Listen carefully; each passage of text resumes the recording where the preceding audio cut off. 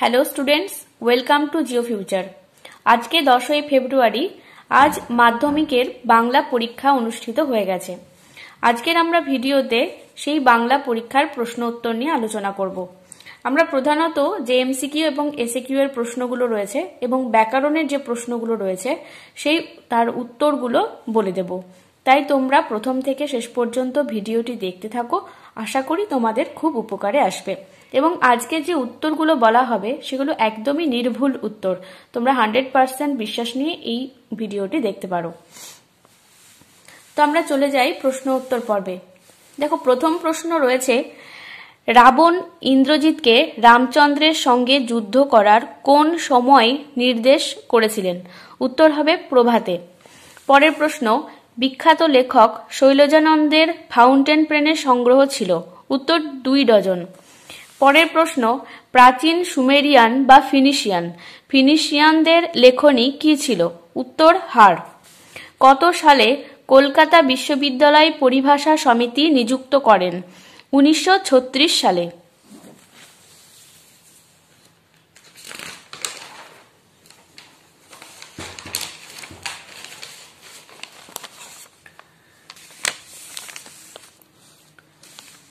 পরের প্রশ্ন, বাক্যের অর্থবোধের জন্য পরস্পরের সঙ্গে সম্বন্ধযুক্ত পদগুলি যখন ঠিকঠাক বসে তাকে বলে আসত্তি।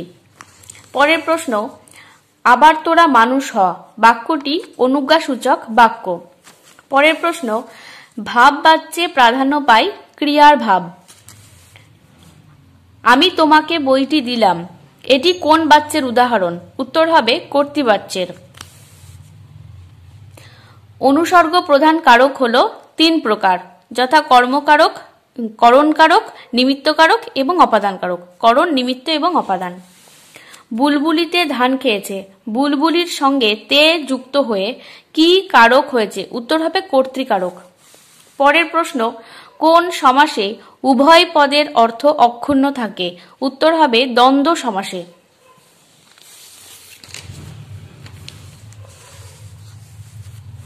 পরের প্রশ্ন, যে সমাসে পূর্বপদে উপমেয়, পরপদে উপমান এবং সাধারণ ধর্মটি উহ্য থাকে তাকে বলে উপমিত কর্মধারয়।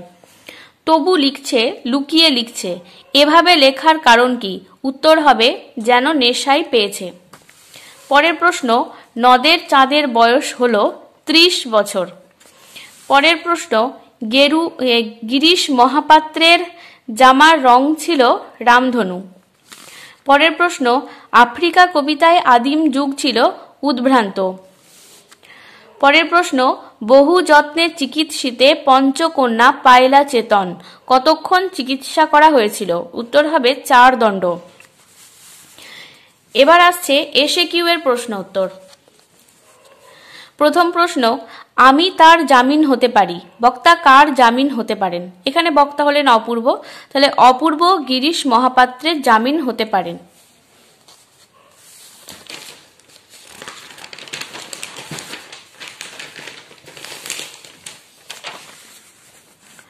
পরের প্রশ্ন, বিকেলে চায়ের টেবিলে ওঠে কথাটা, কোন কথাটার কথা বলা হয়েছে? উত্তর হবে তপনের গল্প লেখার কথা। পরের প্রশ্ন, নদীর বিদ্রোহ গল্পের লেখকের প্রকৃত নাম কি?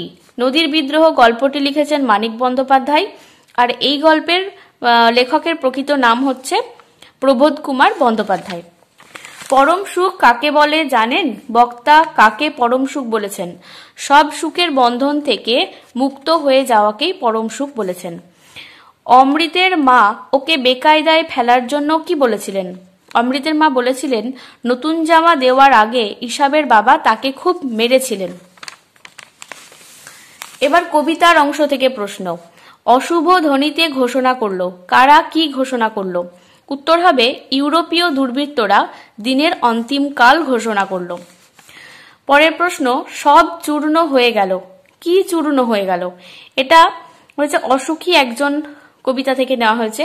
এখানে গোলাপি গাছ, ছড়ানো করতলের মতো পাতা, চিমনি, প্রাচীন জলতরঙ্গ প্রভৃতি চূর্ণ হয়ে গেল।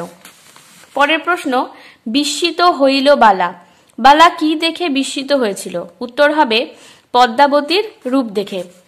পরের প্রশ্ন, অস্ত্রের বিরুদ্ধে একটি কোকিল কিভাবে গান বাঁধবে? উত্তর হবে সহস্র উপায়ে। এখান থেকে লাস্ট প্রশ্ন, যে যথা বৃহন্নলা রূপী কিরীটি, বৃহন্নলা রূপী কিরীটি কে? এটা হবে, উত্তর হবে অর্জুন। এবার প্রবন্ধ থেকে শর্ট কোশ্চেন, তাতে অনেকে মুশকিল হয়ে পড়েছেন, কিসে মুশকিলে পড়ার কথা বলা হয়েছে? উত্তর হবে সরকার ক্রমে ক্রমে রাজকার্যে দেশি পরিভাষার ব্যবহারের কথা বলেছেন, তাই তাতেই সবাই মুশকিলে পড়েছেন। পরের প্রশ্ন, বাস ভ্যাবাচাকা খেয়ে গেলাম, বক্তা ভ্যাবাচাকা খেয়ে গেলেন কেন? এই গল্প হারিয়ে যাওয়া কালিকলম গল্পের লেখক কলেজ স্ট্রিটে যখন দোকানে পেন কিনতে যান, তখন দোকানি জানতে চেয়েছিলেন কি কলম, এই প্রশ্নেই তিনি ভ্যাবাচাকা খেয়েছিলেন। পরের প্রশ্ন, পরিভাষার উদ্দেশ্য কি? উত্তর, ভাষার সংক্ষেপ ও অর্থ সুনির্দিষ্ট করাই হলো পরিভাষার উদ্দেশ্য। ক্যালিগ্রাফিস্ট কাদের বলে? যারা ওস্তাদ কলমবাজ তাদের বলা হয় ক্যালিগ্রাফিস্ট।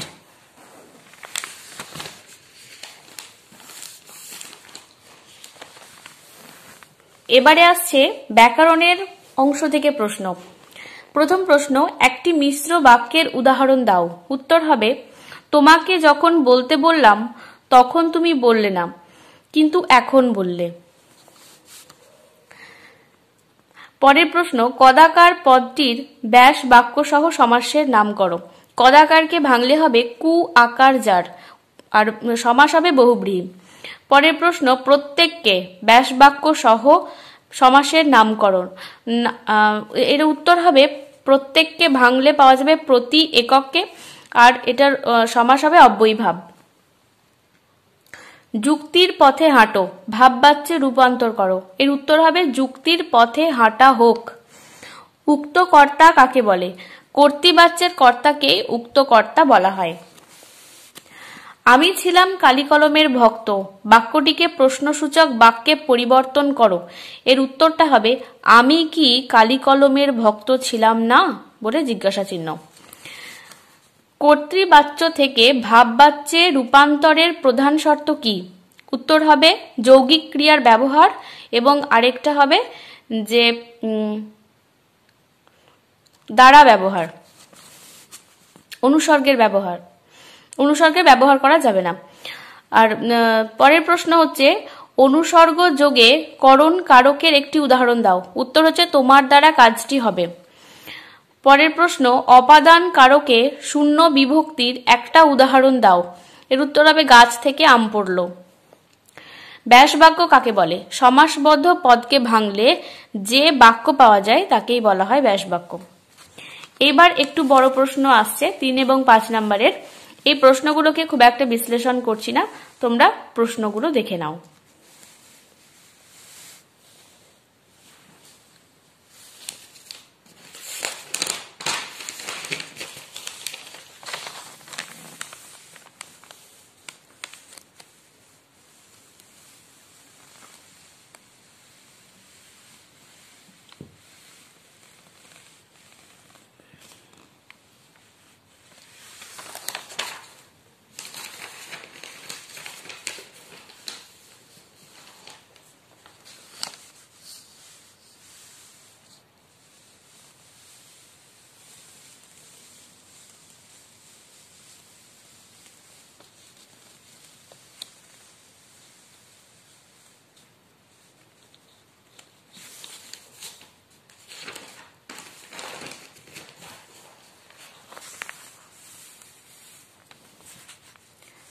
আজকে তোমরা যারা পরীক্ষা দিয়েছো তারা কমেন্টে অবশ্যই জানিও যে তোমাদের পরীক্ষা কেমন হয়েছে এবং প্রশ্নের উত্তরগুলি জানতে পেরে তোমাদের কতটা উপকারে লাগলো, এবং ভবিষ্যতে সামনের বছর যারা মাধ্যমিক দেবে তারাও এই প্রশ্নের উত্তরের আলোচনাগুলি দেখতে পারো, তোমাদের উপকারে লাগবে।